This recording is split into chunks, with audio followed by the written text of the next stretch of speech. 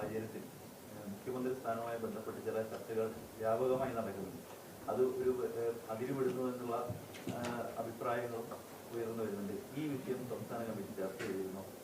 അല്ല, അത് സംബന്ധിച്ച് ഞങ്ങളുടെ നിലപാട് ഞങ്ങളുടെ സംസ്ഥാന പ്രസിഡന്റ് യാതൊരു അർത്ഥശങ്കക്കും ഇടയില്ലാത്ത വിധം ഇന്നലെയും വ്യക്തമാക്കിയിട്ടുണ്ട്. അതായത് ഇപ്പോൾ നടക്കുന്ന ചർച്ചകളൊന്നും ഞങ്ങൾ കാര്യമാക്കുന്നില്ല. അത്തരം ചർച്ചകളൊക്കെ കേരളത്തിലുണ്ടാവും. ഇപ്പോൾ തെരഞ്ഞെടുപ്പ് കാലത്ത് ആ ചർച്ച LDF-ലായിരുന്നു. എന്തെല്ലാം തരം ചർച്ചകളാണ്, ആൾ ഒഴിഞ്ഞു പോക്കും വരവും എന്തെല്ലാം ഉണ്ടായിരുന്നു.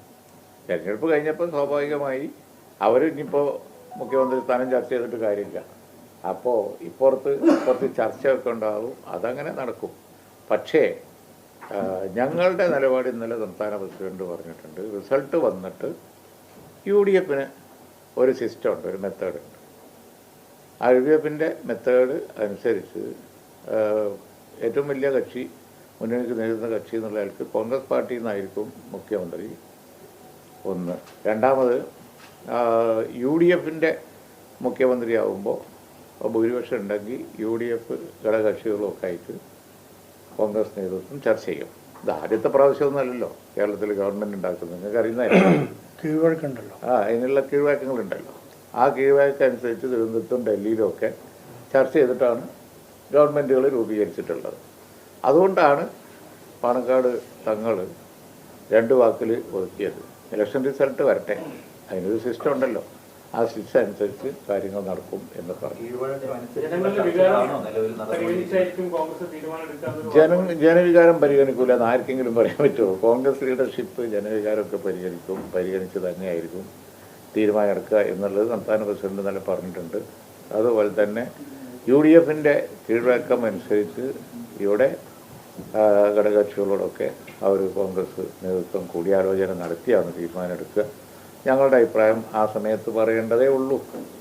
ലീഗിൻ്റെ മാത്രമല്ല, ഏത് ഘടകകക്ഷിയുടേതായാലും അപ്പം പറയേണ്ടതേ ഉള്ളൂ. ഇപ്പോൾ നടക്കുന്ന ചർച്ച എന്ന് പറഞ്ഞാൽ കുറച്ച് ചർച്ച ചെയ്യുന്നതാണ്, കുറച്ച് നിങ്ങൾ ചോദിച്ചുണ്ടാക്കുന്നതാണ്, അതെല്ലാം കൂടിയാണത്. നമുക്കറിയാലോ, ഞങ്ങളതിൽ പങ്കെടുക്കണ്ട എന്നാണ് തീരുമാനം. പോസ്റ്റർ, ബാനർ, ഇങ്ങനെ പല രീതിയിലേക്ക് അത് പോകുന്നതൊരു അല്ല, അങ്ങനെയൊന്നുമില്ല. അത് നിങ്ങൾ വ്യാഖ്യാനിക്കുന്നതാണ്. ഇപ്പോൾ ഓരോരുത്തർ പിന്നെ അവരവരുടെ എന്താ പറയുക കാഴ്ചപ്പാടുകളും അച്ചീവ്മെൻറ്റും ഒക്കെ പറയുന്നത് ഞാൻ തന്നെ ഒന്ന് പറയാൻ പോയിരുന്നു. അപ്പോൾ ഇതെല്ലാം കൂടി നിങ്ങൾ ദുർവ്യാഖ്യാനം ചെയ്യേണ്ടെന്ന് വിചാരിച്ച് പിന്നെ വേണ്ട ചില. അല്ല, പോർവിളിയൊന്നുമില്ല. പോർവിളിയൊക്കെ പണ്ടായിരുന്നു. കുറേ പഴയ പിറകോട്ട് നമ്മൾ ആലോചിക്കുകയാണെന്നുണ്ടെങ്കിൽ ചർച്ചയിൽ ഇപ്പം പോർവിളിയൊന്നുമില്ല, അങ്ങനെയൊന്നുമില്ല. ഇന്നത്തെ താങ്കളെ സംബന്ധിച്ച് 3-4 പതിറ്റാണ്ടായിട്ട് ഇത് വളരെ കൃത്യമായിട്ട് ആ സിസ്റ്റം കുറച്ച് മാറി. കാരണം മുൻകാലങ്ങളെക്കാൾ ഒരു പറ്റം നേതാക്കൾ കോൺഗ്രസിനുണ്ട്. നേതാക്കളുടെ സാധ്യത എന്ന് പറയുമ്പോഴും അത് ഒരു പ്രശ്നമേ ആകില്ല. അതായത് അതിലൊരു തെരഞ്ഞെടുപ്പ് പ്രശ്നപ്പോഴും ആവില്ല. കാരണം കോൺഗ്രസിനെ സംബന്ധിച്ചാണ് ചോദിക്കുന്നതെങ്കിൽ അതിന് ശക്തമായ ലീഡർഷിപ്പ് ഉണ്ട്. ലീഗിനെ സംബന്ധിച്ചാണ് ചോദിക്കണമെന്നുണ്ടെങ്കിൽ അതിൻ്റെ സംസ്ഥാന പ്രസിഡന്റ് ഏത് ചർച്ചയും കൺട്രോൾ ചെയ്യും. അപ്പോൾ UDF-ന് അതിൻ്റേതായ ചില മെത്തേഡുണ്ട്. ഇപ്പോൾ LDF-ൽ വല്ല പ്രശ്നമുണ്ടെങ്കിൽ അതവിടെ കിടന്ന് മുഴങ്ങി അവസാനം നമ്മൾ പുറത്തറിയുമ്പോഴേക്ക് വൈകിട്ടുണ്ടാവും, അസുഖം മൂത്തിട്ടുണ്ടാവും. അങ്ങനെയല്ല ഇപ്പോൾ നമ്മൾ ഇലക്ഷൻ കാലത്ത് കണ്ടല്ലോ. മറ്റ് ജനാധിപത്യപര രീതിയിൽ പ്രവർത്തിക്കുന്ന ചില പാർട്ടികളൊക്കെ ചർച്ച ചെയ്തിട്ട് പിന്നെ സുതാര്യമായി പോകും. അങ്ങനെ കരുതിയാൽ മതി. ചർച്ച ഒന്നും ഒരു കുഴപ്പവും ഉണ്ടാക്കൂല. വളരെ നല്ല തീരുമാനം, ശുഭ തീരുമാനം നിങ്ങൾക്ക് പ്രതീക്ഷിക്കാം.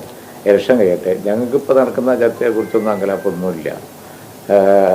ഇലക്ഷൻ റിസൾട്ട് വന്നിട്ട് UDF-ൻ്റെ ഒരു മെത്തേഡ് അനുസരിച്ച് കോൺഗ്രസ് പാർട്ടി ചർച്ച ചെയ്ത് അവരുടെ തീരുമാനം, അതുപോലെ തന്നെ അവരുടെ കാഴ്ചപ്പാട് ഞങ്ങളുമായിട്ട് ഷെയർ ചെയ്ത് ഞങ്ങളുമായിട്ടുള്ള ചർച്ച, അതിന് കോൺഗ്രസിൻ്റെ ലീഡർഷിപ്പ് അപ്പുറത്തെ കസേരയിലുണ്ടാവും, ഞങ്ങളിപ്പുറത്തെ കസേരയിലുണ്ടാവും. എല്ലാവരും വേറെ വേറെ ചർച്ച ചെയ്യാനുണ്ടാവും. ഉദയകക്ഷി എന്നല്ല ഇനി പറയല്. പിന്നെ അത് ഉദയകക്ഷി കഴിഞ്ഞിട്ട് പിന്നെ ഒന്നിച്ചുള്ള ചർച്ചകളുണ്ടാവും. UDF-ൻ്റെ ഘടകകക്ഷികളൊക്കെ കോൺഫിഡൻസിലെടുത്ത് ജനവികാരം മാനിച്ച് അവരുടെ തീരുമാനം ഉണ്ടാവും. അവിടെ മുന്നണിക്ക് നേതൃത്വം നൽകുന്ന കക്ഷി എന്നുള്ളവർക്ക് അവരുടെ തീരുമാനം അവർ ചർച്ച ചെയ്ത് എടുക്കും.